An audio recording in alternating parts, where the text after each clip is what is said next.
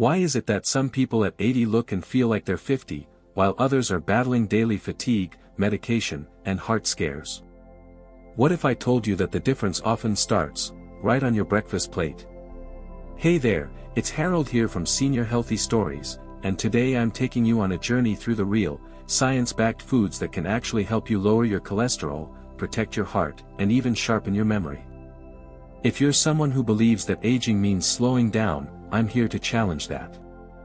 Stick with me, and I'll reveal a food you probably already have in your kitchen that's more powerful than you ever imagined. Now picture this, a quiet morning, the aroma of warm oatmeal rising from your bowl, and with each spoonful, you're not just eating breakfast, you're healing your arteries. That's right, oats, especially oatmeal, are packed with soluble fiber known as beta-glucan, a natural compound that helps lower bad LDL cholesterol. Think of it like this, LDL cholesterol is like sticky grease inside your kitchen pipes. Left unchecked, it clogs everything. But oats? They're the warm water and soap that dissolve and wash it all away. Backed by research, just 3 grams of beta-glucan daily, about 1 bowl, can cut LDL cholesterol by 5 to 10%. Powerful, isn't it? If you find this useful so far, don't forget to give this video a thumbs up, it helps us reach more people who want to live healthier, longer lives. And this is something very few doctors talk about. Your gut health plays a big role here, too. The fiber in oats also feeds good gut bacteria, which improves your immune system and reduces inflammation, a root cause of heart disease. Coming up next, we'll talk about another ancient grain, one that's been used for over 2,000 years and may be even more powerful than oats. Have you ever heard of barley, one of the oldest cultivated grains in the world? This humble grain, grown over 2,000 years ago, might just be one of the most powerful foods for heart health you've been overlooking. Imagine a warm, hearty bowl of barley mushroom stew on a chilly evening, not just comfort food, but food that fights disease.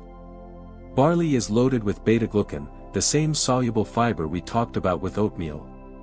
This beta-glucan acts like a sponge in your gut, soaking up LDL cholesterol, helping you flush it out before it ever enters your bloodstream.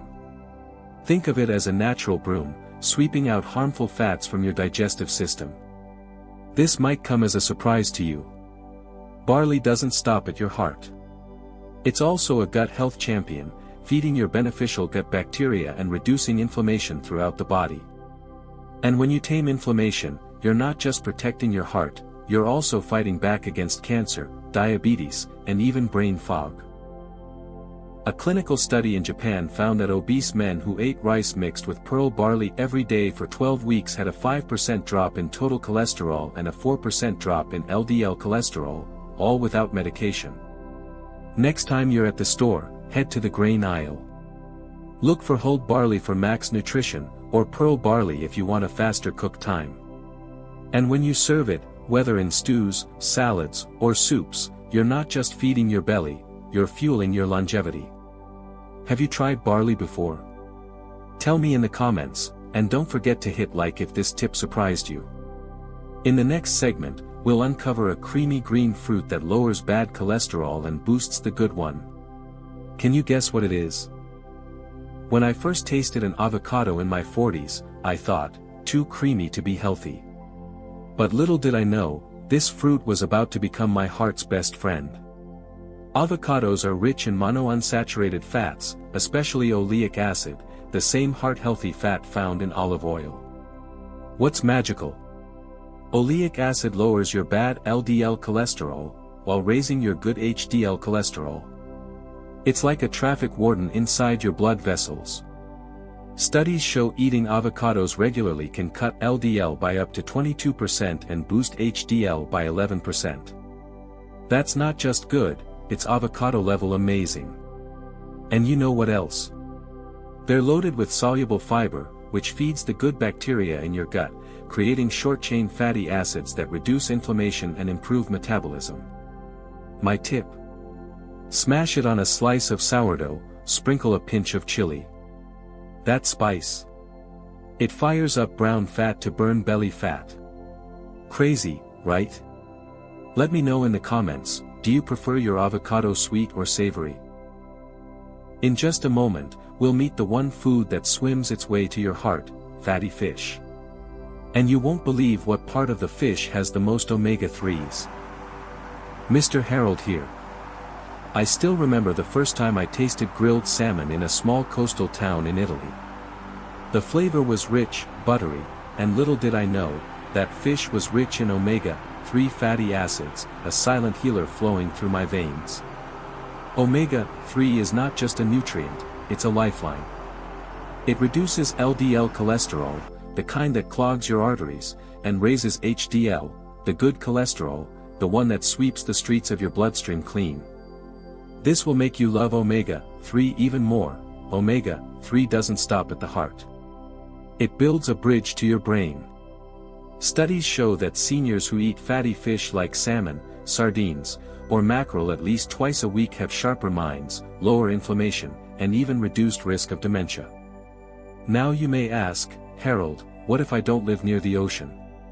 My friend, frozen fish, is still your ally. Frozen seafood preserves those precious omega-3s. Just don't fry them. Sear them gently with extra virgin olive oil. Remember that liquid gold from earlier? Comment below, what's your favorite way to enjoy fish? And if you're wondering how much fish is enough or which fish to avoid due to mercury, don't worry. I'll reveal a simple formula in the next segment. Stay with me. You've probably heard this before, eat more fish, it's good for your heart. But what they don't tell you is that too much of the wrong fish might quietly damage your brain. Let me tell you what happened to me in 2004. I was eating salmon almost every day. I felt great, my blood pressure was stable, and my doctor was impressed. Until one day, a routine blood test showed elevated mercury levels. My hands trembled, and I couldn't sleep that night. That's when I learned, not all fatty fish are created equal. The truth is, omega-3 is a miracle nutrient. It lowers LDL cholesterol, raises HDL, and reduces inflammation. But certain large fish like swordfish, shark, and king mackerel also accumulate high mercury, which can harm your brain and nervous system, especially for seniors like us. So, how much is safe? The American Heart Association recommends 2 servings of fatty fish per week, about 100 to 150 grams per meal. Think of it like a deck of cards, not a whole fish market. Best choices: wild-caught salmon, sardines, anchovies, and Atlantic mackerel. Avoid big predators like tuna steaks, swordfish, and tilefish. And yes, frozen fish is perfectly safe. They retain omega-3 well if not overcooked. Do you usually buy fresh or frozen fish? Share your tips in the comments below. In the next part, we'll explore the best plant-based omega-3 sources for those who don't eat fish at all. If you thought fish was the only way to get omega-3, think again. When I stopped eating fish for a while in my 60s, I thought I was doomed. But nature had a few surprises waiting in the pantry. Today, I'm letting you in on 5 plant-based omega-3 heroes that can be just as powerful as salmon. First, flax seeds, tiny brown seeds I sprinkle on my oatmeal. Just 1 tablespoon gives you over 2,000 milligrams of ALA, the plant form of omega-3 fatty acids. It's a small seed with a mighty punch. Then there's chia seeds. Ever tried a chia pudding? These tiny seeds swell up in almond milk and deliver over 5,000 milligrams of ALA in just an ounce. Bonus, they help regulate blood pressure and improve digestion. Next up, walnuts. Crunchy, satisfying, and heart healing. Just a handful of offers over 2,500 milligrams of omega-3, and studies link them to better brain function in seniors. I'm pretty sure you didn't know this one, hemp seeds. They don't get the spotlight often, but 3 tablespoons carry 3,000 milligrams of ALA, along with high-quality plant protein. And finally, the king of plant omega-3s, algal oil. Derived from marine algae, it contains EPA and DHA, the same types found in fish. It's what fish eat to get their omega-3. If you're vegetarian or vegan, this is your gold. But remember, the body converts ALA to EPA/DHA at a low rate, often under 10%. That's why algal oil is essential. What plant-based omega-3 have you tried? Drop a comment below, someone might learn from you. Coming next, the ancient Mediterranean secret that's been saving hearts for centuries. They call it liquid gold. But when I first tried extra virgin olive oil, I just thought it made my salad taste better. I had no idea it was also shielding my heart from a silent killer. When I turned 65, I traveled to Greece and spent a week with a local family in Crete. Every meal, I repeat, every single one, was drizzled with extra virgin olive oil. Not deep fried. Just raw, fresh, golden. They told me it wasn't a garnish. It was medicine. Later, I learned why.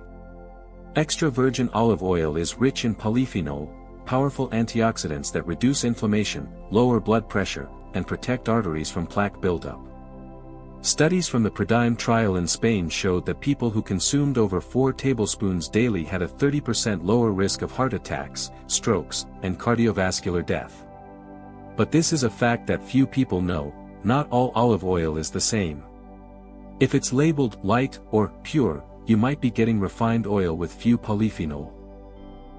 What you want is cold-pressed, extra virgin, preferably in a dark glass bottle. In my home, I keep a bottle near the stove and another on the dinner table. I drizzle it on steamed veggies, lentil soup, even popcorn. Tell me, how do you use olive oil in your cooking? Let's swap healthy ideas below. Next up, what if I told you that your morning coffee habit could be hurting your heart? Or saving it? Depends on one little detail. Every morning, I used to sip my coffee and think, this is heaven. But one visit to the cardiologist flipped that belief upside down. I love my morning coffee, the aroma, the warmth, the ritual. But in my early 70s, my heart started skipping beats.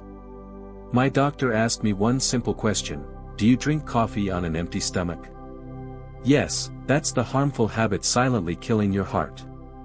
Drinking coffee before breakfast can spike cortisol, your stress hormone. It increases blood pressure, especially in seniors. Worse, for some people with heart arrhythmia, it can trigger palpitations. But don't worry, coffee isn't the villain. Studies show that moderate coffee, 1 to 2 cups/day, can lower the risk of stroke, protect against heart failure, and improve artery function, when consumed with food, not on an empty stomach. Even more, coffee is rich in antioxidants, and some research links it with a longer lifespan. Here's what I do now. I have a light breakfast first, maybe oatmeal or a boiled egg, then enjoy my brew slowly. And yes, I avoid sugar, non-dairy creamers, and flavored syrups. They cancel out all the heart benefits. How do you take your coffee? Let's exchange heart-healthy coffee habits in the comments. Up next, the number one mineral that 80% of seniors are lacking, and why missing it may quietly sabotage your blood pressure. In my late 60s, I was doing everything right, eating healthy, walking daily, sleeping well. But my blood pressure was still a little too high. It wasn't until I added one mineral that the numbers started to shift. Today, let's talk about potassium, a mineral that most seniors lack, yet it could be the missing link in your heart health journey. According to the CDC, over 80% of older adults don't meet their daily potassium intake. That's troubling because potassium helps your body flush out excess sodium, relaxes blood vessel walls, and keeps your heartbeat steady. I believe this is going to truly shock you. Even if you avoid salt, low potassium can still lead to high blood pressure. Here's the good news: you don't need fancy supplements. Just eat more potassium-rich foods. My favorites: bananas, easy and portable; sweet potatoes, roasted with olive oil; spinach, steamed or blended in smoothies; avocados, creamy and heart-smart; white beans, fiber and potassium in one scoop. Now, a word of caution: if you have kidney issues, always talk to your doctor before boosting potassium. Since adding these to my diet, my numbers have dropped by 8 points. No new meds. Just better food. Do you eat any of these potassium-rich foods? Or have a favorite heart-healthy recipe? Comment and let's inspire each other. Coming up, the one emotion that silently damages your heart more than sugar or salt. And how I overcame it. I survived a heart attack at 64. But looking back, it wasn't the bacon or lack of exercise that nearly killed me. It was something deeper, something invisible. This is Harold. Today, I want to talk about a hidden enemy of your heart health: loneliness. According to the CDC, chronic loneliness increases your risk of high blood pressure, heart disease, stroke, and even early death. It's as harmful as smoking 15 cigarettes a day. What's surprising is that you can feel lonely even when surrounded by people if you lack connection. After my heart attack, I was prescribed medication. But no doctor prescribed what I needed: people. Real connection. Warmth. Purpose. I joined a local senior book club. Then, a walking group. Slowly, my heart began to heal in a way that no pill could replicate. Science now backs this up. Positive social interactions lower cortisol, boost immune response, and promote vascular health. Here's what helped me. Call an old friend weekly, volunteer at a community kitchen, join a local group with shared interests, talk to a neighbor, even 5 minutes counts. What's one way you stay connected each week? Drop a tip in the comments, it might help someone. In the next video, we'll explore the morning habit that can reduce your stroke risk by 20%, and it takes less than 5 minutes. Conclusion, full video wrap-up. Over the last 30 minutes, we've journeyed together through the real building blocks of a healthy heart in your golden years, knowing the early warning signs of stroke, choosing the right fats and oils like omega-3 and olive oil, understanding what your morning coffee is doing to your blood pressure, embracing the power of minerals like potassium, and finally, facing what's often ignored: the emotional heart. Remember this: you are not just preventing disease, you are shaping your identity. Every choice, every meal, every morning walk, is a declaration. I am someone who protects my heart. So stay with us, share your journey in the comments, and don't forget to subscribe.